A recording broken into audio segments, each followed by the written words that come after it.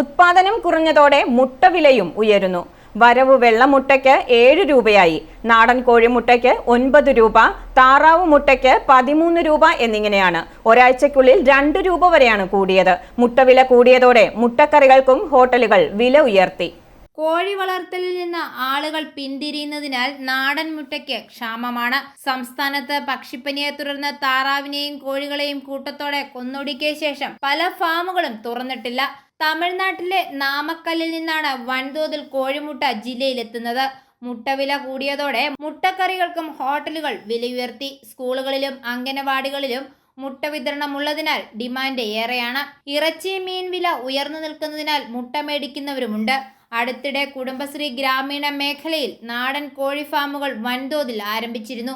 മുട്ട ശേഖരിച്ച് വിപണനം ചെയ്യുന്നതിന് സർക്കാർ തലത്തിൽ സംവിധാനമില്ലാത്തതാണ് കർഷകരെ കോഴി താറാവ് വളർത്തലിൽ നിന്ന് പിന്നോട്ടടിപ്പിക്കുന്നത്.